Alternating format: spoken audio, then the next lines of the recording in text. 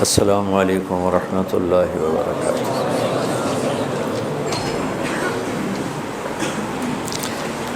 بسم اللہ الرحمن الرحیم، الصلاۃ والسلام علی رسولہ الکریم وعلی آلہ وصحبہ اجمعین، اما بعد۔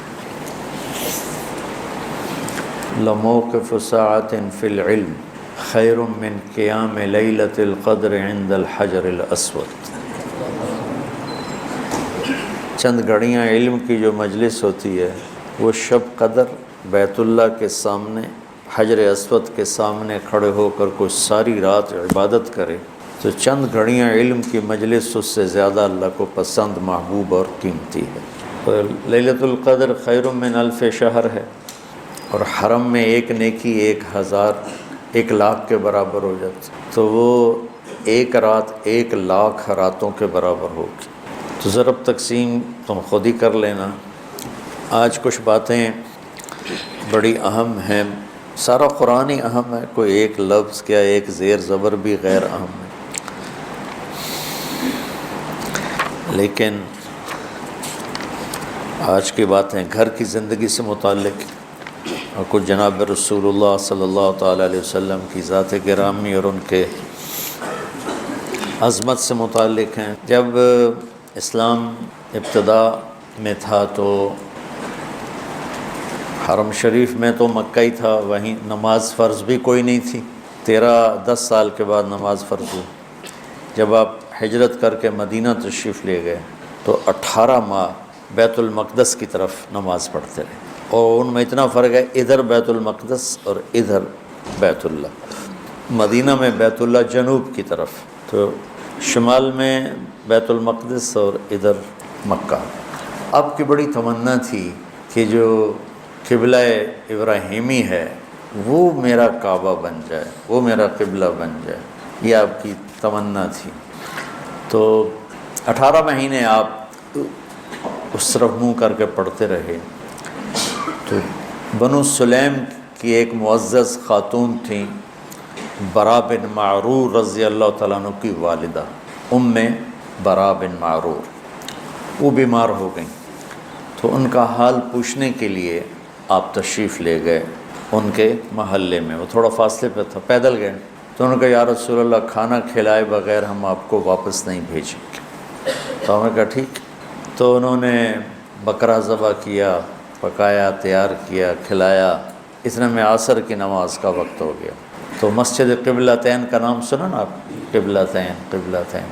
تو آپ حسب دستور شمال کی طرف منہ کر کے کھڑے ہوئے 2 رکعت پڑھیں۔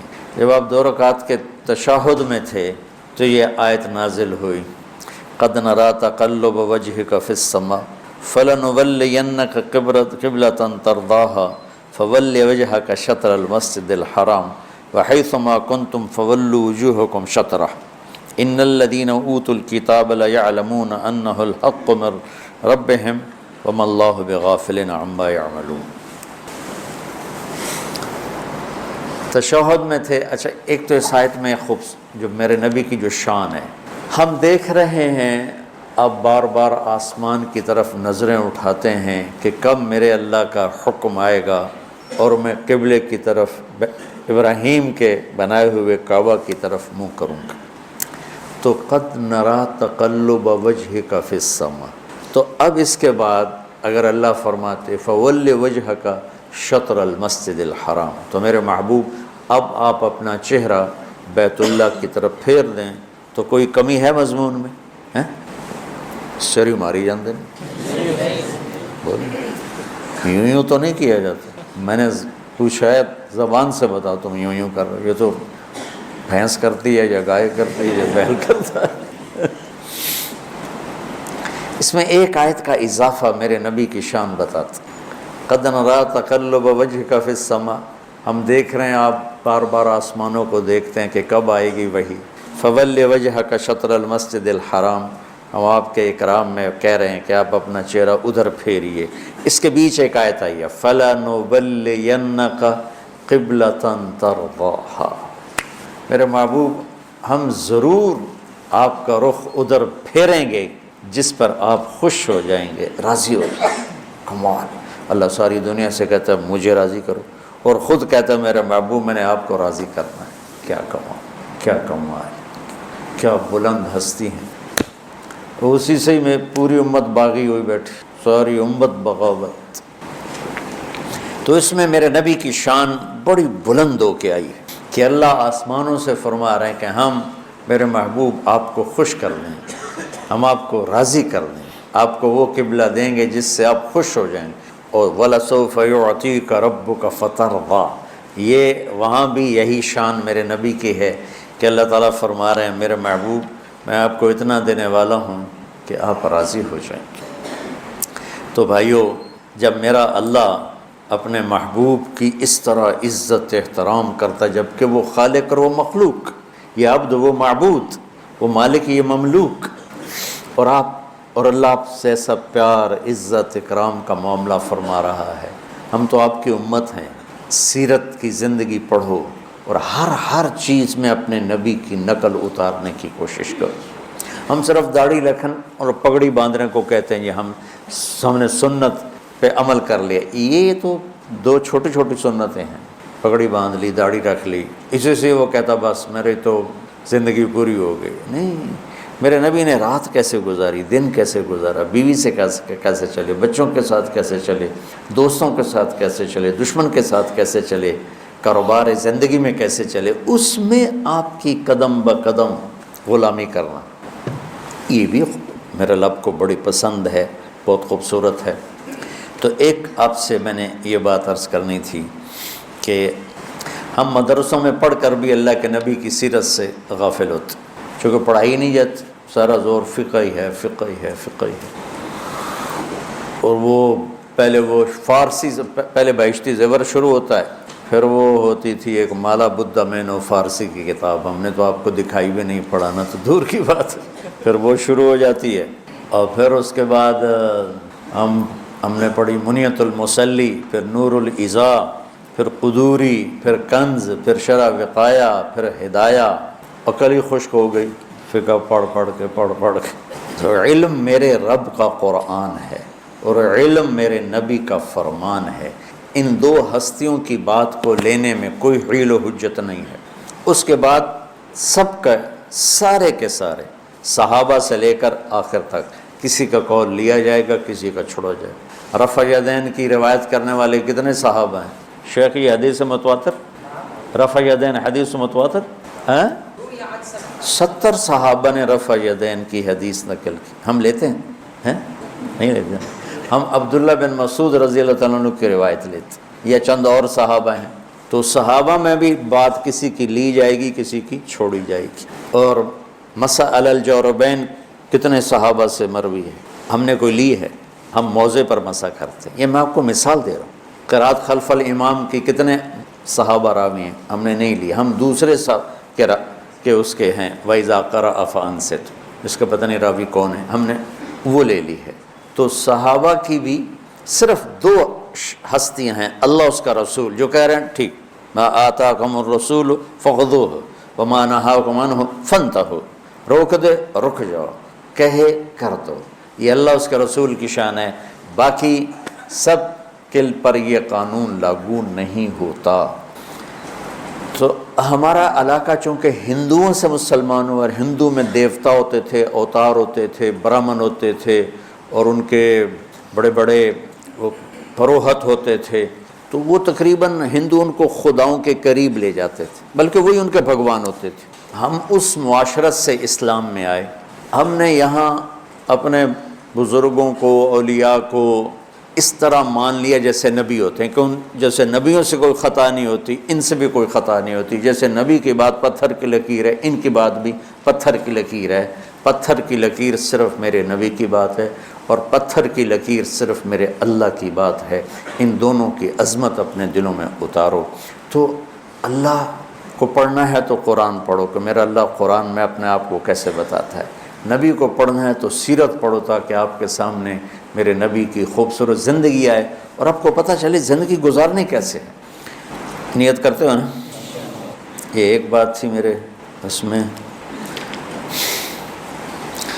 اسی سے متعلق پھر یہ بات آ گئی، وَإِذَا سَأَلَكَ عِبَادِي عَنِّي فَإِنِّي قَرِيبٌ اجیب دعوت الداع اذا دعان فلیستجیبوا لی ولیؤمنوا بی لعلہم یرشدون، کہ اللہ تعالیٰ کہہ رہا ہے میرے بندے کن سے مانگ رہے ہو؟ جو یا مر گئے ہیں یا اگر زندہ بھی ہیں تو تمہاری طرح وہ محتاج ہیں، تو مجھ سے مانگو نا، میرے خزانوں کی کوئی حد نہیں، انتہا نہیں ہے۔ وہ ہمارے ماحول میں دیہاتوں میں وہ پیر سائیں رب ساڈی سندا نہیں تواڈی موڑدا نہیں، کوئی میرا مینوں پتر لے دیو، بیچارے سیدھے سادے۔ میرا ایک رشتہ دار تھا مرحوم، تو میں اس سے ملنے گیا تو میں نے آتا ہے میاں صاحب، ہمارا جو خاندانی ٹائٹل وہ میاں صاحب، یہاں مولانا کہتے ہیں، کہنے لگا میاں صاحب بندہ تو بڑا چنگا ہے پر تو وابی ہو گیا۔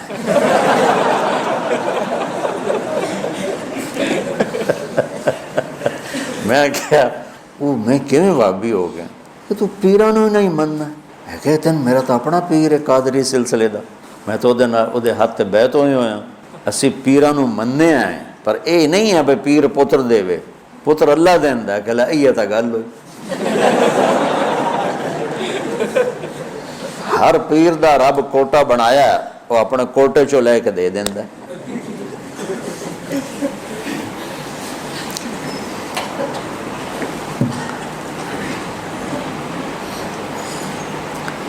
صرف اللہ کے سوا، صرف اللہ ہی اللہ، جس سے پکارا جاتا ہے، جس سے مانگا جاتا ہے، اس کا نمونہ اس آیت میں دیکھنا۔ وَإِذَا سَأَلَكَ عِبَادِي عَنِّي،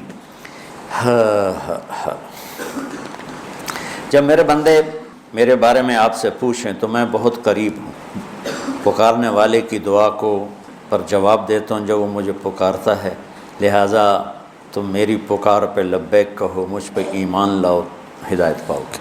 یہ تو اس کا سادہ سا ترجمہ ہے، لیکن جو اس میں حسن ہے وہ وَإِذَا، اذا کا مطلب ہے میرے بندو مجھ سے مانگنے کے لیے کوئی ٹائم مقرر نہیں ہے، دن رات، صبح شام، اندھیرا اجالا، گرمی سردی، مشرق مغرب۔ وَإِذَا، جب جس موقع پر جیسے پکارو گے، زبان سے، آہوں سے، آنسوؤں سے، دل کی دھڑکنوں سے، اندر کے غم اور دکھ سے، جس طرح بھی مجھے پکارو میرے بارے میں۔ وَإِذَا، ان نہیں اذا، جب بھی میرے محبوب سألک، آپ سے پوچھیں، عبادی پہلے، عنی بعد میں، حالانکہ اللہ کی شان کے مطابق ہونا چاہیے۔ وَإِذَا سَأَلَكَ عَنِّي عِبَادِي، جب میرے بارے میں میرے بندے آپ سے پوچھیں، اور اللہ یہاں عبادی کو پہلے اور اپنی ذات کو بعد میں، اور عبادی محبت کا لفظ، میرے بندے، سبحان اللہ، مومنین نہیں کہا، مسلمین نہیں کہا، عبادی میرے بندے، وہ سبھی اللہ کو یا عبادی الذین اسرفوا علی انفسہم، تو کتنے دفعہ قرآن میں یا عبادی، تو عباد میں سارے آ گئے۔ تو اللہ کہہ رہا ہے میرے محبوب جب میرے بندے، کیا محبت ہے اس، میرا لال، میرا بیٹا، میرا جگر، موت کو دیکھتی ہیں، تو جب وہ ناراض ہوتے ہیں تو پھر دفعہ دور ہو جا کتا کمینہ میری نظروں سے۔ اب اور کیسٹ چل پڑی، تو جب وہ کیسٹ محبت کی ہوتی، میرا ایسے وہ رگڑ کے کہتی ہے کہ اندر سے اس کے جگر سے نکلتا ہے، میرا لال، میرا بیٹا۔ اور یہاں اللہ کہہ رہا ہے میرے بندے، او ہو میرے بندے، کیا پیار ہے، صرف عبادی کا مزہ لیتے رہو۔ میں تو تمہاری طرح بلاغت نہیں پڑھا ہوں،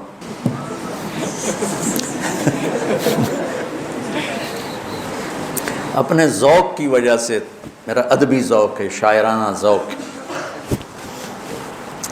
لگ رہا ہے میرے بندے۔ میں اس میں لہجے کو میٹھا بنانے کی کوشش کر رہا ہوں، کہاں میرے رب کا لامحدود لہجہ، کہاں میری، لیکن میں اس کو مٹھاس کو پیش کرنے کی کوشش کر رہا ہوں، میرے بندے، محسوس ہوگا نا میرے بندے، تو لگتا ہے کوئی بڑا طاقتور جابر حاکم اپنے غلاموں سے بات کر رہا ہے، عباد غلام، لیکن میرے بندے، محبت دے رہا ہے، الفاظ لفظ میں کیا محبت ہے، کہ میرے بارے میں پوچھ رہے ہیں، میرے بارے میں۔ اچھا قرآن میں نا یسألونک کے ساتھ آیا، یسألونک، اے میرے محبوب یہ آپ سے پوچھتے ہیں عن المحیض، محیض کے بارے میں، قل آپ کہیے ہوا اذا، پھر صحابہ نے سوال کیے، اللہ نے جواب دیے، اور جواب میں نبی کو بیچ میں لائے کہ میرے نبی آپ یوں کہیے، یسألونک عن الانفال، یہ کہتے ہیں انفال مال غنیمت کا ہے۔ قل میرے حبیب آپ کہیے الانفال للہ ولرسولہ۔ یسألونک عن الاہلہ، یہ اہلہ کے بارے میں سوال کرتے ہیں۔ قل کہیے میرے محبوب ہی مواقیت للناس، یسألونک ماذا ینفقون، یہ آپ سے سوال کرتے ہیں کیا خرچ کریں، قل العفو، میرے محبوب آپ فرمائیے زائد۔ یہ طرز قرآن کا سمجھ میں آ گیا۔ اب انہی صحابہ نے سوال کیا کہ ہمارا رب کدھر ہے، قریب ہے تو مناجات کریں، دور ہے تو زور سے پکاریں۔ تو پچھلے طرز کلام کے مطابق یہاں آنا چاہیے تھا یسألونک عنی، یسألونک عنی، یہ آپ سے میرے بارے میں پوچھ رہے ہیں۔ قل ہو قریب، آپ کہیے وہ قریب ہے، جو پیچھے کوئی 14-15 دفعہ یہ آیا ہے یسألونک۔ تو یسألونک، یسألونک، اب وہی صحابہ کہہ رہے ہیں کہ اللہ کے بارے میں ہم آپ سے پوچھتے ہیں، تو آیت کا اترنا اسی طرز پہ ہونا چاہیے، یسألونک عن اللہ قل هو قریب، یسألونک عنی قل هو قریب۔ میری بات سمجھ میں آ رہی کہ یہ میرے محبوب آپ سے پوچھ رہے ہیں میرے بارے میں، تو آپ کہیے وہ قریب ہے۔ لیکن یہاں سارا جملہ تبدیل کر دیا، سارے جملے کی کیمسٹری تبدیل کر دی۔ وَإِذَا، وہاں اذا نہیں، یسألونک، یسألونک کا مطلب ہے کہ اس وقت یہ جواب ہے، آئندہ اس میں تبدیلی آ سکتی، اور اذا سأل کا مطلب ہے کہ اب جو جواب آئے گا ہمیشہ کے لیے آئے گا، اس میں کوئی تبدیلی نہیں ہو سکتی۔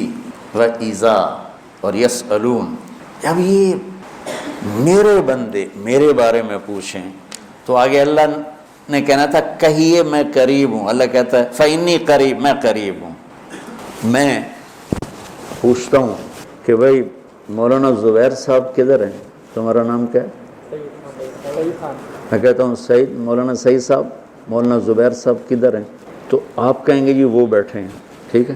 میں پوچھتا ہوں کہ مولوی سعید صاحب مولانا زبیر صاحب کدھر ہیں، آپ کے بولنے سے پہلے وہ خود بول پڑتے ہیں کہ جی میں یہاں ہوں، تو کوئی فرق ہے ان دونوں چیزوں میں؟ انہوں نے میری بات کو عزت دی ہے کہ آپ کے بولنے سے پہلے خود بول پڑے میں موجود ہوں، میں ہوں۔ شیخ رمزی ہوتے تو زیادہ سمجھا سکتے، اب میرے جو اندر احساسات ہیں میرے پاس آگے الفاظ کوئی نہیں۔ اللہ تعالیٰ فرما رہے ہیں کہ جب میرے بندے میرے بارے میں آپ سے پوچھیں، تو ایک دم اللہ نے کلام کی شکل بدلی، کہ میرے حبیب آپ پیچھے ہٹ جائیں، اس کا جواب میں خود دوں گا، کہ میرے بندہ تیرے پاس ہی تو ہوں، تیری شارک سے زیادہ تیرے قریب ہوں۔ اللہ نے اپنے حبیب کو بیچ میں نہیں شامل کیا کہ میرے محبوب آپ پیچھے ہو جائیں۔ مجھے یہ جواب اتنا پسند آیا ہے کہ میں چاہتا ہوں کہ آپ کی جگہ میں خود جواب دوں، میرے بندوں میں تمہارے پاس ہوں، تمہاری شارک سے زیادہ قریب ہوں، تم سے دور نہیں ہوں۔ اینما تولوا فثم وجہ اللہ، میں تم سے دور نہیں ہوں، میں تمہارے پاس ہوں، تمہاری شارک سے زیادہ قریب ہوں، اور قدم قدم میری معیت تمہارے ساتھ ہے۔ مجھے پکارنے کے لیے زور لگانے کی ضرورت نہیں ہے، عربی کی ضرورت نہیں ہے، جس زبان میں پکارو گے وہ سنے گا۔ آگے کہتا ہے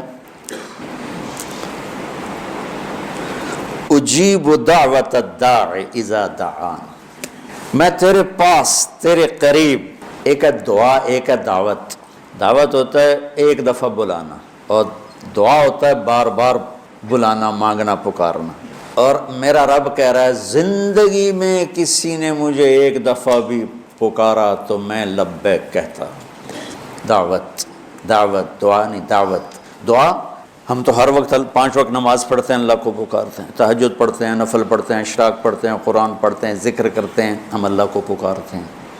اور میرا اللہ کہہ رہا ہے زندگی میں ایک دفعہ جس نے مجھے کہا یا اللہ، تو میرا جواب 70 دفعہ آئے گا لبیک لبیک یا عبدی۔ اب بتاؤ اس اللہ سے پیار کرنا چاہیے کہ ڈرنا چاہیے؟ تو پیار کیجیے۔ تو ہمارے خطیبوں نے اللہ سے ڈرا ڈرا کے تباہی پھیرتے، جسے میں نہیں ڈراتی جن آ گیا، جن بابا آ گیا، جن بابا آ گیا، وہ بیچارے دور دور دور دور کر کے رضائی میں گھستے ہیں۔ میرا نبی کہتا بشرا ولا تنفرا، یسرا ولا تعسرا، خوشخبریاں سناؤ، وعیدیں نہ سناؤ، آسانیاں کرو، تنگیاں نہ کرو۔ تو میرا اللہ کہہ رہا ہے زندگی میں ایک دفعہ بھی مجھے پکارو گے نا، ایک دفعہ، الداعی، پھر سبحان اللہ، الداعی، پکارنے والا مسلم ہو، مومن ہو، مشرک ہو، ہندو ہو، سکھ ہو، دہریہ ہو، ایتھیسٹ ہو، پتھروں کا پجاری، بتوں کا پجاری، آگ کا پجاری، سورج کا پجاری، کسی مذہب کو نہ ماننے والا، وہ بھی کہے گا نا یا اللہ تو میری آواز آئے گی لبیک لبیک یا عبد۔ بچہ اب گھروں میں بچہ ماں سے کہتا اماں، وہ کہتی جی جی میرا لال، وہ پھر کہتا اماں، وہ کہتی جی، وہ پھر کہتا اماں، وہ کہتی پھر وہ کہتا اماں، وہ کہتی بکواس نہ کر۔ تم ساری رات اپنے رب کو پکارو، ساری رات وہ تمہیں لبیک لبیک سے جواب دیتا رہے گا، ساری رات، ساری زندگی اسے پکارو، ہر پل اس کے طرف سے لبیک میرا بندہ، لبیک میرا بندہ، لبیک میرا بندہ۔ حضرت تھانوی رحمۃ اللہ علیہ، مولانا اشرف علی تھانوی رحمۃ اللہ علیہ کے مواعظ میں ہے ایک قصہ، تو لہٰذا اس کی سند کی تو میرے پاس کوئی چیز نہیں ہے، لیکن چونکہ انہوں نے نقل کیے میں بھی نقل کر دیتا ہوں کہ ایک شخص پتھر کا پجاری تھا، تو ہر وقت وہ یا صنم اس کے سامنے بیٹھ کے بولا کرتا تھا۔ 70 برس گزر گئے تو ایک دفعہ اس کی زبان سے نکل گیا یا صمد، یا صمد، تو اللہ نے کہا لبیک لبیک میرا بندہ، میں حاضر میرا بندہ۔ فرشتوں نے کہا یا اللہ یہ تو تجھے جانتا ہی نہیں ہے، زبان پھسل گئی۔ اللہ نے فرمایا 70 سال سے انتظار کر رہا تھا کہ کبھی تو مجھے پکارے گا، آج چاہے بھولے سے پکارا ہے میں جواب دوں گا۔ اس کا تو پتہ نہیں پیچھے سند کیا ہے، لیکن ایک میں حدیث آپ کو پیش کرتا ہوں کہ جب قارون زمین میں دھنس رہا تھا اور اللہ نے 2 رکوع اتارے، ان قارون کان من قوم موسیٰ فبغى علیہ فخسفنا به وبدارہ الارض۔ قارون نے کیا کیا تھا؟ موسیٰ علیہ السلام کے لیے ایک عورت کو تیار کیا۔ موسیٰ علیہ السلام نے زکوٰۃ مانگی، بنو اسرائیل کی زکوٰۃ تھی 1 لاکھ پہ 10,000، ہماری زکوٰۃ ہے 1 لاکھ پہ 2,500، اتنا فرق، پھر بھی لوگ نہیں دیتے ہیں، اور ان کی 10,000۔ جب اس نے حساب کیا وہ تو کروڑوں میں چلی گئی، انہوں نے کہا کون اتنا دے؟ اس نے ایک عورت کو پیسے دیے کہ تو موسیٰ علیہ السلام پہ نا بدکاری کی تہمت لگاتے، اور پھر اور بھی دوں گا۔ موسیٰ علیہ السلام بیان فرما رہے تھے، یہ قارون کھڑا ہو گیا کہ جی جو آدمی زنا کرے اس کی کیا سزا ہے؟ موسیٰ علیہ السلام نے فرمایا اس کو سنسار کیا جائے، پتھر مار کے ہلاک کیا جائے۔ تو کہنے لگا یہ عورت کیا کہتی ہے؟ اس نے اشارہ کیا، وہ کھڑی ہو گئی، کہ کیا کہتی ہو؟ اس کی جب نور نبوت پہ نظر پڑی کہا یہ میں کچھ نہیں کہتی، مجھے اس نے پیسے دیے تھے کہ میں آپ پہ گناہ کی تہمت لگا دوں۔ تو موسیٰ علیہ السلام سجدے میں چلے گئے، جلالی نبی، تو اللہ نے کہا زمین تیرے تابع ہے، جو کہے گا کرے گی۔ وہ کھڑے ہوئے تو موسیٰ علیہ السلام نے زمین سے کہا پکڑ لے اس کو، تو زمین نے اس کو ایسے کھینچا اور اس کے پاؤں اندر گئے، کہنے لگا موسیٰ مجھے معاف کر دو، آئندہ نہیں کروں گا۔ تو موسیٰ علیہ السلام نے فرمایا اور پکڑ لو، وہ گھٹنوں تک چلا گیا، موسیٰ مجھے معاف کر دو، میں آئندہ نہیں کروں گا۔ جتنی دفعہ وہ کہتا میں آئندہ نہیں کروں گا، موسیٰ علیہ السلام کہتے اور پکڑو اور پکڑو اور پکڑو، یہاں تک کہ وہ سارا اپنی بدنصیبی لے کر زمین میں زندہ زمین میں دھنس گئے۔ ہاں فإنی قریب اجیب دعوت الداع اذا دعان۔ جبریل آئے، موسیٰ اللہ فرما رہے ہیں میرے کلیم، قارون نے آپ کی اتنی منتیں کی، آپ نے اسے معاف نہ کیا، میری عزت کی قسم ایک دفعہ قارون مجھے پکارتا میں اسے نکال کے باہر کھڑا، اس نے مجھے پکارا ہی۔ تو میرے عزیزو اللہ ہی اللہ ہے، للہ المشرق والمغرب، لہ ما فی السماوات وما فی الارض وما بینہما وما تحت الثری وَإِن تَجْهَرْ بِالْقَوْلِ فَإِنَّهُ يَعْلَمُ السِّرَّ وَأَخْفَى اللہ لا الہ الا ہو لہ الاسماء الحسنى۔ کیا خوبصورت تعارف ہے اللہ کا۔ تو یہ پیار محبت سے دنیا کو بتانا، ڈنڈے مار کے نہیں، زبان کی تیزی اور شدت سے نہیں، پیار سے، کہ اللہ شارک سے قریب، اللہ نیند سے پاک، اونگ سے پاک، خزانے لامحدود، بھائی اس کو پکارو۔ جو ایک لمحے میں کہے گا لبیک، ایک لمحے میں جواب آئے گا لبیک. تو اللہ وَإِذَا سَأَلْتَ فَاسْأَلِ اللَّهَ وَإِذَا اسْتَعَنْتَ فَاسْتَعِنْ بِاللَّهِ. نفل پڑھو دعا مانگو، نفل پڑھو دعا مانگو. یہ اس کے اوپر رمضان کی بات آ رہی ہے. شہر رمضان الذی انزل فیہ القرآن. یہ رمضان کا مہینہ ہے جس میں ہم نے قرآن کو اتارا. میں بارہا بتا چکا ہوں رمضان کا مطلب ہے جل جانا. اس میں اللہ پورے مہینے کے روزے کے بدلے میں اور رات کی تراویح کے بدلے میں اللہ ایمان والوں کے گناہوں کو جلا دیتا ہے اور پاک صاف کر دیتا ہے. اس لیے اس کو رمضان کا مہینہ کہا جاتا ہے. اور اللہ تعالیٰ نے، اللہ کا عرش اس میں پہلے آسمان پہ آ جاتا ہے، تو اس میں یہ آئی ہوئی ہے آیت. پھر آگے رمضان شروع ہو جاتا ہے کہ سیزن ہوتے ہیں. رمضان دعاؤں کا سیزن ہے. مانگو اللہ سے، کھل کے مانگو کہ اس کے خزانوں میں کوئی کمی کوئی نہیں ہے. لہٰذا بھائیو، نماز کے ذریعے، روزے کے ذریعے آسمان تک دعائیں.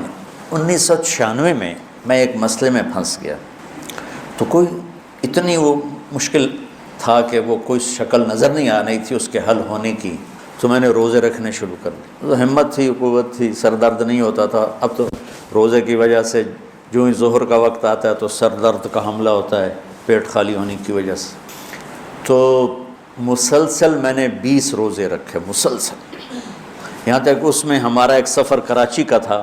تو ہم جا رہے تھے تیز گام پر، اور تیز گام میں وہ ہوتے ہیں اب چھوٹے چھوٹے کمپارٹمنٹ، ان کو پتہ نہیں کیا کہتے تھے، اس میں 6 آدمی ہوتے. تو میں نے چولہا ساتھ لیا اور سحری کا سامان ساتھ لیا، اور میں نے اس سفر میں بھی روزہ نہیں چھوڑا. میں اکیلا اٹھا اور میں نے اپنی سحری تیار کی اور میں نے راستے میں روزہ رکھا. اتنی میں نے پابندی کی. 21واں روزہ میں رکھنے نہیں پایا کہ اللہ نے میرا وہ کام کر دیا. مصلی بچھاؤ، روزے رکھو، مصلی بچھاؤ اور ظاہری اسباب اختیار کرو. یہ نہیں کہ صرف تم مصلی پہ بیٹھ جاؤ کہ اس کے نیچے سے پیسے نکل آئیں گے.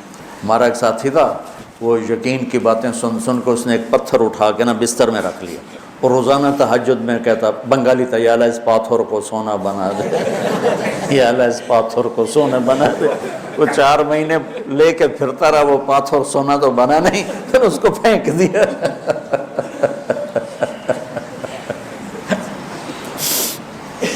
تو اپنی ظاہری کوشش پوری ہو اور پھر اللہ سے مانگا جائے. تو روزہ. ایک اور واقعہ یاد ہے کہ میہ فارقین شام کا شہر تھا اور اس کا قلعہ تھا پہاڑ پر. 1 سال صحابہ اس کا محاصرہ کر کے پڑے رہے. خالد بن ولید جیسے فتح نہیں ہو سکا. تو خالد بن ولید رضی اللہ تعالیٰ نے اعلان فرمایا کہ سارا لشکر روزے رکھو کہ اللہ اس کو ہمیں فتح کروا دے. پہلے دن روزہ رکھا گیا. خالد بن ولید افطاری کے لیے خیمے میں آئے تو افطاری کوئی نہیں تھی. تو ان کو خیال آیا غلام میرا بیمار ہوگا، انہوں نے پانی پی کے روزہ افطار کر لیا. اگلے دن پھر ان کو خیال آیا، اگلے دن آئے تو پھر افطاری کوئی نہیں. پھر ان کو خیال آیا کہ غلام بیمار ہوگا، پانی پی کے افطاری کر لیں. تیسرے دن پھر افطاری کوئی نہیں تو اس کو بلا لیا. کہا بھائی خیریت ہے، آپ بیمار ہیں؟ کہا جی نہیں. کہا میری افطاری نہیں ملتی مجھے. کہا جی میں تو روز رکھتا ہوں. کدھر؟ کہا جی خیمے میں. کہاں چلی جاتی؟ کہا جی مجھے کیا خبر، میں تو رکھ کے چلا جاتا ہوں. کہا اچھا آج پہرا دیں گے.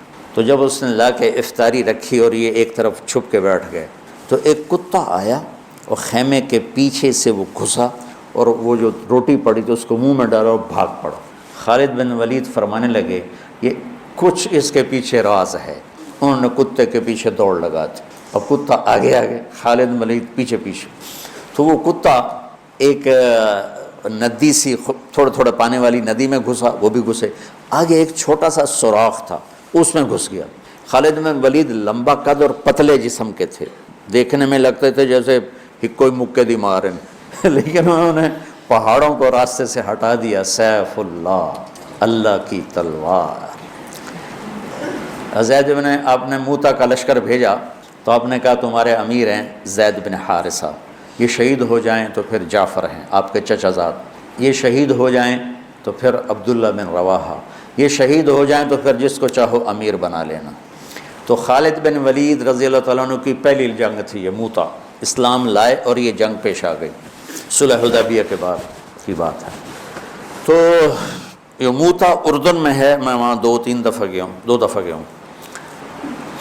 زید ابن حارثہ شہید ہو گئے تو جعفر تیار کیوں کہتے ہیں ان کو؟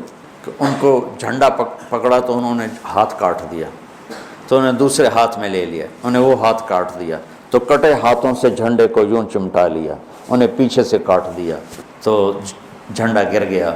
تو اللہ کے نبی مسجد نبوی میں بیٹھے ہوئے تھے اور فرما رہے تھے زید آگے بڑھ رہا ہے اور قتال کر رہا ہے، اور وہ قتل ہوا اور وہ گیا جنت میں. پھر آپ نے فرمایا اب جھنڈا جعفر نے اٹھایا ہے اور وہ آگے بڑھا ہے، اس کے دونوں ہاتھ کٹے اور وہ گرا اور وہ گیا جنت میں، اور اس کے دونوں ہاتھوں کے بدلے میں اللہ نے جعفر کو 2 پر دے دیے ہیں جس سے وہ جنت میں اڑتا پھرتا ہے. اس لیے ان کو کہتے ہیں جعفر تیار. یہ اللہ کے نبی کی خوشخبری تھی کہ جعفر کو اللہ نے 2 پر دیے ہیں جس سے وہ جنت میں اڑتا پھرتا ہے. پھر آپ نے کہا اب جھنڈا اٹھایا عبداللہ بن رواحہ نے، وہ آگے بڑھا، قتال کیا، قتل ہوا، اور تھوڑے لمحے کے بعد فرمایا وہ گیا جنت میں. جھنڈا گر گیا، اب کوئی اٹھانے کی ہمت نہیں رکھتا. تو ثابت بن اکرم ایک انصاری صحابی ہیں، انہوں نے جھنڈا اٹھایا، کبھی جھنڈا پکڑو، ہاتھ سے نکل رہی ہے جنگ. تو لوگوں نے کہا تو ہی پکڑ لے، تو بدری آدمی. ثابت بن اکرم بدری صحابہ، کہا بھائی میرے بس کا نہیں ہے، کسی اور کو پکڑاؤ. تو افرا تفری میں کس کے منہ سے نکلا خالد کو پکڑاؤ، وہ نہیں پتہ چلا، شور شرابہ تھا. تو کسی نے کہا خالد کو پکڑاؤ، یہ کہنا تھا کہ سب نے کہا خالد کو دو. اب اللہ کے نبی خاموشی سے اوپر دیکھ رہے ہیں، ایسے سامنے سناٹا، اور ادھر یہ ہو رہا ہے. تو آخر سب نے کہا خالد تو جھنڈا اٹھا. وہ کہنے لگے میں تو نیا مسلمان ہوں اور میری پہلی جنگ ہے، بابا کسی پرانے آدمی کو دو. تو سب کہیں تو ہی لے. تو خالد نے ایک ہاتھ میں جھنڈا پکڑ کے دوسرے ہاتھ سے جب یوں تلوار لہرائی نا، تو میرے نبی نے فرمایا اب اللہ نے اپنی تلواروں میں سے ایک تلوار کو نکال لیا ہے. سیف اللہ. اس دن آپ کے ہاتھ سے 9 تلواریں ٹوٹیں لڑتے. پھر اللہ نے ان کے ہاتھوں فتح نصیب فرمائی. 3000 کے لشکر نے 1 لاکھ پہ غلبہ پایا. پانی پڑھو.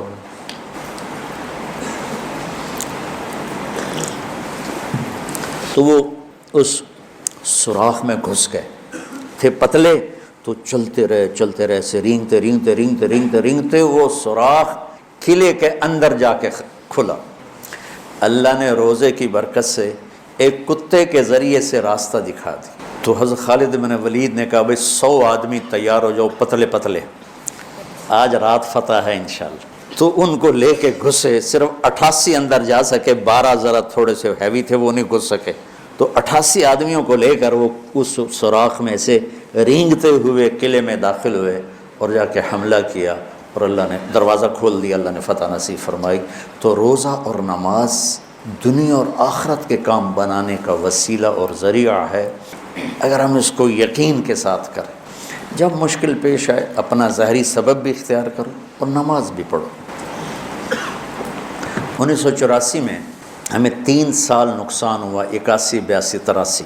بارش ساری کپاس ریزہ. اب ذمہ داروں کے پاس کوئی جمع پیسہ تو ہوتا نہیں ہے، تو قرضے چڑھ گئے اور ڈر لگا کہ اب شاید کوئی زمین بیچ کے اتارنے پڑیں گے. تو میں رائمنڈ سے مجھے بیماری کی وجہ سے چھٹی ملی تھی، میں گھر پر تھا. میں نے ابا سے کہا اس دفعہ میں کپاس کی کاشت کرواؤں. تو کہنے لگے بیٹا کروا دو. تو کپاس میں پھر سارے جو تھے اس زراعت کے ماہرین ان کو لے کر ان کے ساتھ کرتے اللہ نے اس کو پورے علاقے کی سب سے خوبصورت کپاس بنا دی.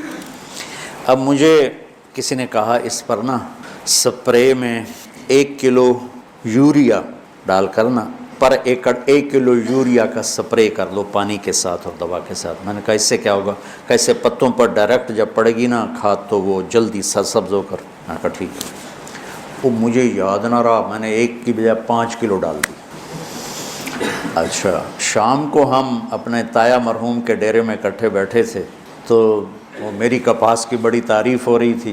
تو میں نے کہا میں نے آج ایک کام اور بھی کیا ہے، یہ عشاء کے بعد کی بات. کہنے لگے کیا کیا؟ میں نے کہا میں یوریا کھاد دا سپرے ٹھوک دیتا ہے. تو میرے تایازاد میاں لیاقت صاحب ماشاءاللہ حیات ہیں، کہنے لگے کتنی کھاد پائی ہے پر ایکڑ؟ میں کہ 5 کلو، کہ مولوی دا مولوی رہ گیا نا، اے صبح تائیں ساری سڑ جاونی۔ میں کہ کیوں؟ کہ یوریا تو 5 گنا زیادہ پاتا ہے، اے ساڑ دیندہ پتیاں نوں۔ میں کہ ہن کی کراں؟ کہنے لگے پانی دا سپرے کرا۔ میں کہ راتی کتھوں کراواں؟ ہور کوئی دسو؟ کہ بارش ہو جاوے۔ میں گھر جا رہا تھا نا ڈیرے سے، تو میں واپس مسجد چلا آیا۔ میں کہ اللہ میری عزت رکھ، ستمبر کا مہینہ تھا، بارشیں ختم ہو گئی تھی۔ میں کہا جی تو راتی بارش نہ کیتی نا تو میں بڑا بدنام ہو جاؤں، ساری میری کیتی کرائی کھو چ گئی، جتنا پیسہ لگایا تھا وہ میرے اپنے ہاتھوں، اور مجھے تانے الگ ملیں گے، مولویوں کو تو دنیا کا پتہ ہی کوئی نہیں، تجھے نمازیں پڑھیا کرو۔ میں کہا یا اللہ میں بڑا ذلیل ہوں گا، مجھے بارش دے دے، تیری بڑی مہربانی۔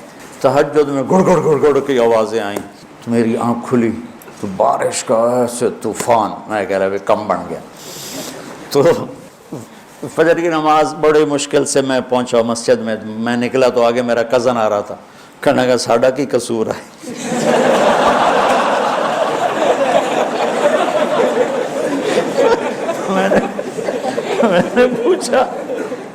میں نے پوچھا کیا ہوا؟ کہ تو نے تو غلط سپرے کرایا، تو تیری دعا پہ اللہ نے بارش کر کے دھو دیا، ہمارے تو ٹھیک سپرے تھے وہ سارے ضائع ہو گئے۔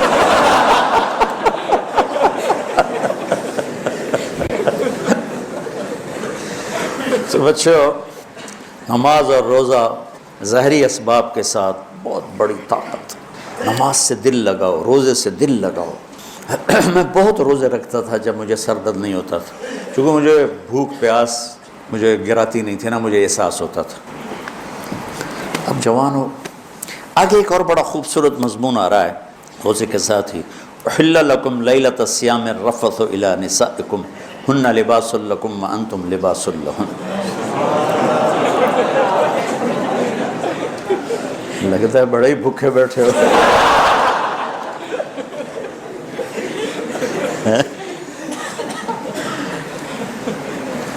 یہ تو میرا فیورٹ مضمون ہے نا، کہ اللہ فرما رہا ہے کہ تمہاری بیویاں تمہارا لباس ہے، اور اللہ عورتوں سے فرما رہا ہے تمہارے خامند تمہارا لباس۔ اس ایک لفظ میں میرے اللہ نے خامند اور بیوی کے رشتے کی قیمت، قدر، حسن، جمال اور اس کی بقا اور اس کی اہمیت ساری ایک لباس میں بتا دی۔ میرے اور لباس کے درمیان کوئی چیز حائل ہو سکتی؟ کوئی بھی نہیں ہو سکتی۔ میرے جسم سے میرا لباس ملا ہوا ہے، یہ رشتہ ایسا ہونا چاہیے میاں بیوی کی محبت کا کہ وہ 2 جسم اور 1 جان بن جائے۔ کیا ہے؟ من تو شدم تو من شدی، من جاں شدم تو تن شدی، تا کس نہ گوید بعد ازیں من دیگرم تو دیگری، آفاقہا گردیدہ ام بسیار خوباں دیدہ ام، مہر بتاں ورزیدہ ہم لیکن تو چیزیں دیگری، من تو شدم تو من شدی، من جاں شدم تو تن شدی، تا کس نہ گوید بعد ازیں من دیگرم تو دیگری۔ یہ اسی آیت کا ترجمہ ہے کہ خامند اور بیوی کا رشتہ ایسا ہے کہ جانیں 2 ہیں اور روح 1 ہے، جسم 2 ہیں روح 1، ہن لباس لکم وانتم لباس لہن۔ کہ دیکھو مجھے کتنا ہی غصہ چڑھ جائے میں اپنے لباس کو پھاڑوں گا، کتنا ہی غصہ چڑھ جائے اس پر چائے ڈالوں گا، اس کو کینچی سے کاٹ دوں گا، کسی اور کا گریبان میں پھاڑوں گا، اپنا کبھی نہیں پھاڑوں گا۔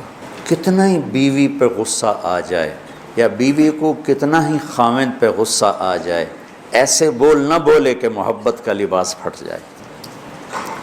محبت ایک نازک سا رشتہ ہوتا ہے، یہ رویوں سے باقی رہتا ہے اور بد اخلاقی سے ختم ہو جاتا ہے۔ دودھ پلانے والی ماں بھی اگر بیٹے پہ سختی کرے گی تو بیٹے کے دل سے محبت کی شمع بجھ جائے گی۔ تو بیوی تو ایک باہر سے آیا ہوا رشتہ ہے، خونی رشتوں میں سب سے قریب رشتہ ماں اور باپ، اگر ان میں شدت ہوگی تو بغاوت آ جائے گی۔ تو ایک اس میں اللہ یہ بتا رہا ہے کہ تیرے اور تیری بیوی کے درمیان کسی کو حائل نہیں ہونا چاہیے۔ ہمارا جیسے جو مشترکہ نظام زندگی ہے تو اس میں سارے رشتے اس رشتے کے درمیان، ادھر سے ساس، ادھر سے سسر، ادھر سے نند، ادھر سے دیور، ادھر سے بھاوج، ادھر سے جٹھانی، یہ اس طرح انہوں نے اس رشتے کو مسل کے رکھ دیا ہے کیونکہ اس کا سارا حسن و جمال ختم ہو کے رہ گیا ہے۔ اس رشتے میں کوئی اور نہیں داخل ہو سکتا۔ حضرت عائشہ، حضرت حفصہ، حضرت ام سلمہ، حضرت سودا، یہ ایک جماعت تھی، اور باقی 5 دوسری جماعت تھی، جو جب آپس میں ٹسل وغیرہ سوکن والی تھی تو یہ 4 ایک ذہن ہوتی تھی، 5 ایک ذہن ہوتی تھی۔ لیکن حضرت عائشہ کے معاملے میں ساری ایک ذہن تھی کہ اللہ کے نبی حضرت عائشہ سے زیادہ پیار فرماتے تھے۔ اور آپ نے کھلے مجمع میں کئی دفعہ میں سنا چکا ہوں، عمرو بن عاص نے پوچھا یا رسول اللہ من احب الناس الیک، آپ کو سب سے زیادہ کس سے پیار ہے؟ تو عرب کی میں وہ معاشرت بھی بتا چکا ہوں کہ عرب اپنی بیوی سے اظہار عشق میں شرماتے تھے، اور معشوقہ سے اظہار عشق میں فخر، جیسے آج کل گرل فرینڈ کا ٹرینڈ ہے، میری اتنی گرل فرینڈ ہے، میری اتنے بوائے فرینڈ ہے۔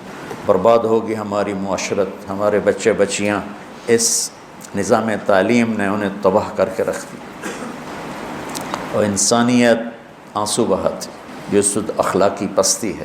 اسلام ایک خوبصورت مذہب ہے، دین ہے، جو صرف نکاح کا رشتہ قائم کرتا ہے لڑکے لڑکی کے درمیان، باقی ہر رشتہ حرام ہے۔ تو اس نے کہا یا رسول اللہ آپ کو سب سے زیادہ کس سے پیار ہے؟ آپ نے کہا عائشہ، اتنے زور سے کہا کہ سارے مجمع نے سنا۔ وہ گھبرا گیا کہ یا رسول اللہ یہ نہیں، مردوں میں کہوں کس سے زیادہ پیار؟ تو آپ نے ابو بکر کی بجائے کہا عائشہ کے ابا سے۔ تو ازواج مطہرات نے حضرت بی بی فاطمہ رضی اللہ عنہ علیہ السلام کو بھیجا کہ آپ جا کے بات کریں۔ تو وہ تشریف لائیں تو حضرت عائشہ کے گھر کی باری تھی کہ یا رسول اللہ آپ کی بیگمات ابو بکر کی بیٹی کے بارے میں شکایت کرتی۔ تو آپ نے یہ نہیں پوچھا کیا شکایت کرتی؟ خامد اور بیوی کے رشتے میں فاطمہ جیسی بیٹی بھی داخل نہیں ہو سکتی۔ آپ نے کہا بیٹی آپ کو یہ پسند نہیں ہے کہ جس سے آپ کا باپ محبت کرے آپ بھی اس سے محبت کریں؟ تو جنت کی سردار خاتون چپ کر کے واپس آ گئے، فرمایا آپ جانو آپ کا کام جانے، میں اپنے ابا سے دوبارہ بات نہیں کروں گی۔ یہ وہ رشتہ ہے۔ اب تم نوجوان ہو، تمہاری شادیاں ہوں گی، تو ساس بہو بڑا خوبصورت رشتہ ہے۔ کیونکہ میں نے میری 2 بیٹیاں تھیں، میں نے ان کی شادی کر دی، اور میں بیٹیوں سے خالی ہو گیا، تو میں نے اپنے 2 بیٹوں کو شادی کی، 2 بہویں لے کر آیا۔ تو ہم دونوں نے طے کیا کہ ہماری بیٹیاں ہمارے گھر آ گئیں، اب ہم ان سے بیٹی والا سلوک کریں گے۔ جب انہوں نے دیکھا کہ ہم ان کے ساتھ بیٹی جیسا سلوک کرتے ہیں، انہوں نے ہمیں ماں باپ بنا لیا۔ تو وہ ہماری خدمت ہماری بیٹیوں سے بھی زیادہ کر رہے ہیں، محبت۔ بہوؤں سے تو نسل چلتی ہے، میری جو نسل چلے گی، میرے بیٹے کی جو نسل چلے گی وہ میری بہو سے چلے گی۔ تو اسی کو میں زخمی کر دوں تو پھل کیا لگے؟ درخت کو ایک زخم لگ جائے وہ پھل کٹا جاتا، مرجھا جاتا۔ اور یہ جو بچیاں ہیں یہ اپنے ماں باپ کو کھو کے چلی گئیں سسرال کے گھر، اب ان کی ماں اور باپ ان کے ساتھ نہیں ہیں، تو یہ خامند کے ماں باپ کو اپنے ماں باپ بنا لیں، اور خامند کے ماں باپ انہیں اپنی بیٹی بنا لیں، یہ انہیں اپنا ماں باپ بنا لے، تو کتنا یہ محبت کا رشتہ ہے۔ لیکن یہ ٹسل ٹکراؤ کا رشتہ بن کے رہ گیا ہے۔ چونکہ ہم نے اپنے نبی کی زندگی نہیں پڑھی تو پھر ہم سے اپنی بیویوں پر زیادتی ہوتی ہے، ماں کی وجہ سے، باپ کی وجہ سے، بھائیوں کی وجہ سے، بہنوں کی وجہ سے۔ ایک بات بہن کان میں ڈال لیتی ہے، یہ بہن سے رشتہ مضبوط ہے، بیوی سے ابھی مضبوط نہیں ہے، تو اسی پہ چل کے اس کی بےزتی ہو رہی ہوتی ہے، اس کو ذلیل کیا جا رہا ہوتا ہے، ماں کچھ کہہ دیتی ہے۔ اور بعض نادان والدین ایسے ہیں جو بیٹی کی شادی کرنے کے بعد بھی اس پہ کنٹرول رکھتے ہیں، پیچھے سے اس کو ہدایات دیتے ہیں، تو انہیں ساس سے یہ کرنا ہے، سسر سے یہ کرنا ہے، خامن سے یہ کرنا ہے۔ یہ بیوقوف والدین بھی اپنی بچیوں کا گھر برباد کر دیتے ہیں، اور وہ معصوم بچی والدین سے تعلق ابھی زیادہ ہوتا ہے، خامن سے کم ہوتا ہے، تو وہ ماں باپ، میری امی کہہ رہی میں کیا کروں، میرے ابو کہہ رہے میں کیا کروں۔ ایسے امی ابو سے ہاتھ جوڑ کے کہتا ہوں جب بیٹی کو رخصت کر دیا ہے تو اسے اس گھر میں بسنے دو، اس کو پیچھے سے جو لوگ اپنے تار ہلاتے رہتے ہیں وہ ان کے گھر اجڑ جاتے ہیں۔ تو اب عورت میرا لباس ہے، میں عورت کا لباس۔ اب عورت کی باری آ گئی کہ اب بیوی اور خامند کے درمیان بیوی کہے گی میں آپ کی بیٹی ضرور ہوں لیکن میرا خامند پہلے ہے، اب میرے باپ ضرور ہیں لیکن میرا خامند پہلے ہے، اب میری ماں ضرور ہیں لیکن میرا خامند پہلے ہے۔ اور بیٹا کہے گا ماں جی آپ میری ماں ہیں لیکن میری بیوی میری ہے، ابا جان میں آپ کا بیٹا ہوں، آپ مجھے حکم دیں، میں آپ کی خدمت کروں گا، میں آپ کے لیے چائے بناتا ہوں، میں آپ کے کھانے کا، میری بیوی کی ذمہ نہیں ہے۔ تو اجتماعی زندگی نے برباد کر کے رکھ دیا ہے۔ کہیں اس کا ماشاءاللہ اچھے نمونے بھی ہیں، یہ بہت خوبصورت نظام زندگی ہے، لیکن غلط ہونے کی وجہ سے نا، وہ پچھلی دفعہ میں نے اس پہ بات کی تو خواخے بڑا مشہور ہوا تھا، خواخے خوفناک لفظ۔ تو حالانکہ یہ رشتے تھوڑی سی سوچ کے ساتھ خوبصورت ہو سکتے، کہ جو میرے گھر میں بہو بن کے آئی ہے مجھے باپ بنا لے، اب اس کا باپ تو پیچھے رہے، وہ میری بیگم کو ماں بنا لے، اور میں آنے والی کو اپنی بیٹی بنا لوں، اور میری بیگم اسے اپنی بیٹی بنا لے، تو کتنا خوبصورت رشتہ۔ لیکن پہل سسرال سے ہوتی ہے، کوئی موقع ہاتھ سے جانے نہیں دیتے، خود ہی شادی کرتے ہیں، خود ہی برباد کر دیتے۔ لباس میں کوئی چیز حائل نہیں ہو سکتی، لہٰذا اس رشتے میں کسی کو اولاد بھی نہیں داخل ہو سکتی۔ کتنی بے وقوف مائیں ہیں جو اولاد کے پیچھے خامند کو بے عزت کر دیتی ہیں، یہ انتہائی خوفناک قدم ہے۔ اور کتنے بے وقوف باپ ہیں جو اولاد کے پیچھے بیویوں کو ذلیل کر دیتے ہیں۔ اولاد بعد میں ہے، اس رشتے کے بعد والدین، لڑکی کے والدین، لڑکے کے والدین، حالانکہ ان دونوں کے بچے یہ سب بعد میں ہیں، پہلے یہ خامند اور بیوی کا رشتہ ہے۔ سینکڑوں آیات اللہ نے اس پر اتاری ہیں، چونکہ اس سے آگے نسل نے چلنا ہوتا۔ تو ہمارا ماحول ایسا ہے کہ اس میں خوبی نہیں دیکھتے۔ اور میرے نبی کی حدیث پاک یاد آئی، آپ نے فرمائی ہے میرے جو انصار ہیں یہ بڑے اعلیٰ لوگ ہیں، ان کے گھر میں جب کسی کی بیٹی شادی ہو کے آتی ہے تو اسے محسوس ہی نہیں ہوتا اپنے گھر میں ہوں یا سسرال کے گھر میں۔ تو میرے عزیزو، یہ بہت لمبی رات ہے، بہت بڑا پہاڑ ہے، یہ اللہ ہی اس کو ہلائے اور ہٹائے تو ہٹائے، لیکن میرے ذمے تو اگرچہ بت ہیں جماعت کی آستینوں میں، مجھے ہے حکم اذان لا الہ الا اللہ، میں تو کہتا رہوں گا۔ وہ جو گیت تم نے سنا نہیں، میری عمر بھر کا ریاض تھا، میرے درد کی تھی وہ داستان جسے تم ہنسی میں اڑا گئے۔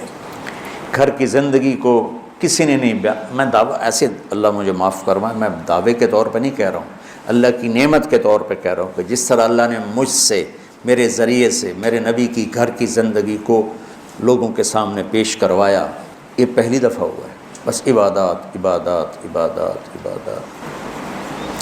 تو اب میرے شاگرد ہو، میں چاہتا ہوں آپ کے گھر میں جب کسی کی بیٹی آئے آپ کی بیگم بن کر، آپ کے والدین کی بہو بن کر، تو وہ اسے یوں لگے جیسے میں اپنے ماں باپ کے گھر ہوں۔ چوتھے دن اس کو تانے ملنے شروع ہو جاتے۔ میں یہاں اپنے گھر کا واقعہ سناتا ہوں۔ اللہ تعالیٰ نے مجھے ایک خوشحال گھرانا، ہم نے آنکھیں کھولی تو نوکروں کی گودیں، نوکرانیاں، نوکروں کی ایک لائن، قطار، اللہ نے میری شادی کرائی۔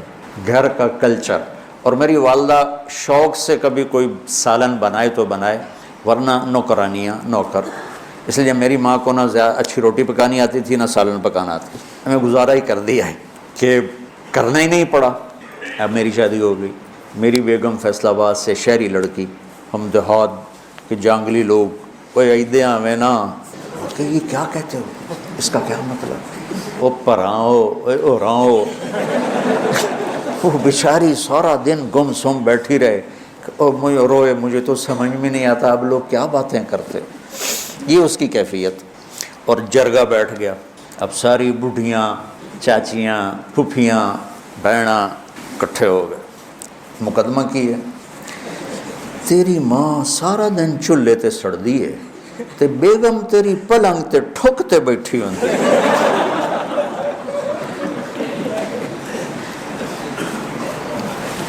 میں نے کہا میں اسے گھر جمع، میری ماں کداں چولہے تے سڑی ہے، میں تو کدی نہیں ویکھیا، آج میری بیگم آئی ہے تو میری ماں چولہے تے نظر آ گئی ہے۔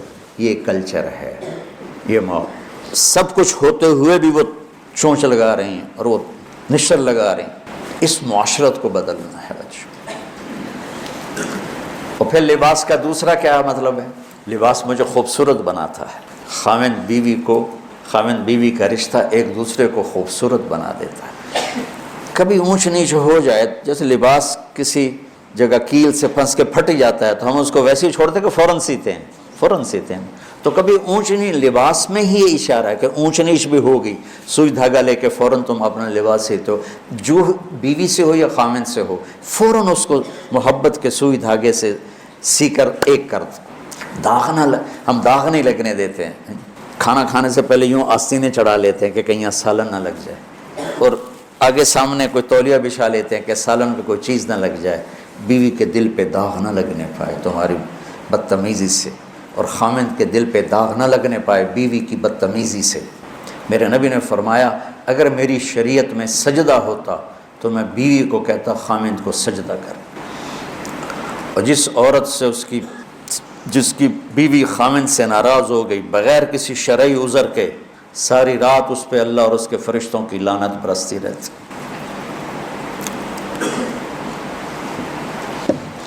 پھر لباس کا ایک اور مطلب، جب آپ چھوٹے تھے تو ماں باپ آپ کے لیے کپڑے خرید کے لاتے تھے، اب آپ بڑے ہو گئے ہیں تو آپ اپنی پسند کا لباس خود لیتے، خود خرید۔ مجھے سفید لباس پسند ہے تو لہذا میں یہی پہنتا ہوں سارا سال، ساری سردیاں، ساری گرمیاں۔ پہلے جو ماں نے پہنا دیا وہ پہن لیا، اور جب کالج میں گئے تو اپنی پسند کے پہنے جو بھی پہنے۔ میں 3 پیس سوٹ سلوا کے آیا، شفیق ٹیلرز، مجھے نام بھی یاد آ گیا۔ 80 روپے میں نے سلائی دی، 80 روپے، تو سارے ہاسٹل میں ہل ہل ہو گئی، وہی 80 روپے دی سوٹ سوا کے لیا، 80 روپے۔ اب 80 روپے کی تو وہ نالا نہیں ڈالتے۔ جب اللہ نے اختیار میں دے دیا تو لباس اپنی پسند کا، تو اس لفظ لباس میں اشارہ ہے کہ شادی میں لڑکے لڑکی کی پسند کا خیال کیا جائے۔ ہم اپنے بڑے بچے اور بڑی بچی کو اپنی پسند کا لباس نہیں پہناتے، ہم ان پہ چھوڑ دیتے ہیں۔ ایسی لفظ لباس میں اشارہ ہے اللہ تمہیں کل کو، ابھی تو تم اس گھاٹی سے گزرنے والے ہو، پتہ نہیں تمہارے والدین تمہارے ساتھ کیا کرتے ہیں، تو کل کو اللہ تمہیں صاحب اولاد بنائے تو اپنی، عام طور پر بیٹیوں سے پوچھنا عیب سمجھا جاتا، اور بیٹی اپنی پسند بتا دے تو مجرم بن جاتی۔ بیٹا دن رات زنا کرتا ہو کوئی بات نہیں، بچے بیٹی کے منہ سے نکل جائے تو ذبح کر دیتے، یہ کون سی غیرت، یہ شیطان ہے۔ بیٹی بھی تو ایک انسان ہے، اس سے نہیں خطا ہو سکتی۔ پوری دنیا میں عورت مظلوم ہے، پوری دنیا میں۔ میں اس لیے ان کی بات زیادہ کرتا ہوں۔ میں کسی کی بیٹی کو گھر لے کر آیا، اس نے میرے لیے ماں چھوڑی، باپ چھوڑا، بھائی اس نے چھوڑے، بہنیں چھوڑی، گھر چھوڑا، عادات چھوڑی، اور میں ایک بول پر اس نے ہاں جی فرمائیے مجھے اب کیا کرنا ہے، تو میں اس کو عزت نہ دوں؟ ہے کوئی انسانیت؟ مارتے ہیں، بری طرح مارتے ہیں، دیہاتوں میں بیویوں کو مار مار ان کی ٹانگیں توڑ دیتے، چاہے وہ سندھی ہوں، چاہے پنجابی ہوں، چاہے پٹھان ہوں، چاہے بلوچ ہوں۔ گندی معاشرت۔ کیوں میرے نبی نے 9 شادیاں کی؟ صرف ہمیں بتانے کے لیے کہ گھر میں زندگی کیسے گزاری جاتی۔ چونکہ صرف اس کیمرے کے ذریعے بہت سے لوگ سن رہے ہیں، بہت سے گھروں میں سن رہے ہیں، تو اس لیے میں یہ بات آپ کے لیول کے نہیں، والدین کے لیول کی بات کر رہا ہوں کہ والدین کو چاہیے کہ وہ پہلے اپنے بچے سے، بچی سے پوچھیں یہاں کر دیں، آپ کو منظور ہے؟ وہ کہے ٹھیک ہے تو ٹھیک۔ اور پھر یہ بھی کہتا ہوں کہ اتنے بھی دلیر نہ ہو جاؤ کہ ماں باپ کی رائے کو توڑ کے عدالت میں جا کے شادی کر لو، یہ بھی بہت غلط قدم۔ شرعاً قانوناً ہو جائے گا لیکن زندگی کانٹوں کی سیج بن جائے گی، ماں باپ کی دعائیں ساتھ نہیں ہوں۔ اور ماں باپ سے کہتا ہوں کہ یہ ظلم مت کرو کہ اپنی مرضی مسلط کرو، یہ نہ کرو۔ تو اس خوبصورت رشتے کو اللہ نے لباس کے ذریعے ایسا حسین کر کے پیش کیا ہے کہ سبحان اللہ۔ اللہ تعالیٰ ہمیں نبی والے اخلاق نصیب فرمائے۔ سارا قرآن تو شیخ رمضی صاحب بھی بتا سکتے ہیں، مجھے تو جو آیت سوکھی لگتی ہے آپ کو بتا دیتا ہوں۔ تو اور جو معاشرت سے، جو ضروریات زندگی سے متعلق ہے، قرآن کی وہ آیات جو آج اس وقت ہمیں ان کی طرف توجہ دینے کی زیادہ ضرورت ہے، وہ میں آپ کے سامنے لانے کی کوشش کر رہا ہوں۔ آپ کی طفیل کوئی ذرہ علم اللہ مجھے بھی نصیب فرما دے۔ اللہم لک الحمد کما انت اہلہ وصلی علی محمد کما انت اہلہ وفعل بنا ما انت اہلہ انک اہل التقوی و اہل المغفرہ۔ اللہم وفقنا لما تحب و ترضى واجعل آخرتنا خیرا من الاولی۔ لک فضللنا وعلى صالح الاخلاق فقومنا، لک فضللنا وعلى صالح الاخلاق فقومنا، لک فضللنا وعلى صالح الاخلاق فقومنا، وإلى الناس فلا تكلنا من سيء الأخلاق وجنبنا اللهم حسنت خلقنا فحسن خلقنا، اللهم ألف بين قلوبنا وأصلنا وأصلح ذات بيننا، ربنا تقبل منا صيامنا وقيامنا برحمتك يا أرحم الراحمين.